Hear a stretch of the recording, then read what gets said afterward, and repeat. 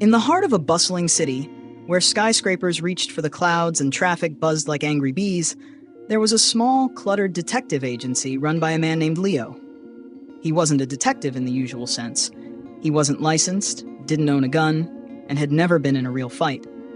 Instead, Leo had a knack for noticing things others overlooked. People called him an amateur, and he preferred it that way.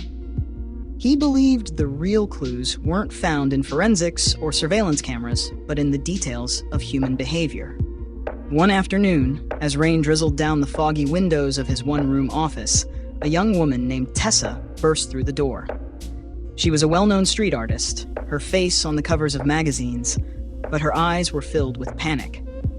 Her latest mural, an enormous, vibrant painting on the side of a building in the art district, had been stolen. "Someone took the entire wall," she said breathlessly. "They covered it with gray paint, like it was never there. I need it back." Leo raised an eyebrow. "You can't exactly steal a wall," he replied, leaning back in his chair. "No," Tessa said, shaking her head, "but someone wanted my work gone, and fast." As they talked, another figure arrived, Officer Marlowe. He was tough, by the book, and had crossed paths with Leo more times than he cared to remember. The two rarely agreed on anything. Marlowe thought Leo was reckless, and Leo thought Marlowe was blind to the subtlety of human nature.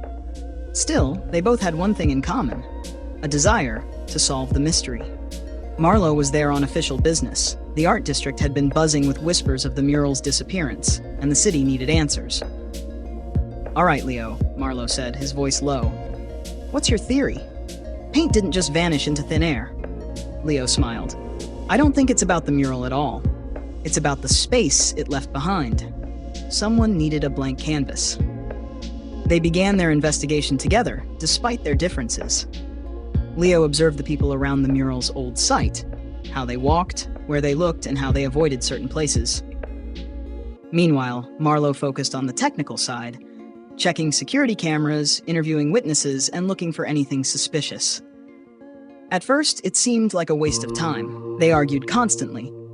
Marlowe wanted to follow the rules, while Leo preferred his own instincts. But as they talked to the locals, a pattern emerged. An old man who ran a nearby cafe mentioned seeing the same delivery truck parked across the street every night for the past week. It didn't belong there. Leo suggested they stake it out. Marlowe, begrudgingly, agreed. That night, they waited in a car, watching the street. Hours passed with nothing but the hum of city life. Marlowe grew frustrated. "This is ridiculous," he muttered. "We're chasing shadows." Just then, the delivery truck appeared. A group of men climbed out, carrying cans of paint and stencils. Instead of creating something new, they began painting a large advertisement over the spot where Tessa's mural had been. It wasn't about destroying art, it was about selling a product.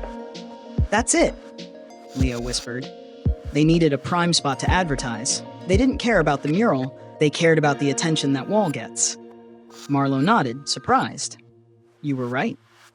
They confronted the men, and it quickly became clear that a shady marketing firm had paid them to erase the mural. They had been using the street art to gain free publicity. The firm knew Tessa's mural had a huge following, and they wanted to capitalize on that without paying for legitimate advertising space.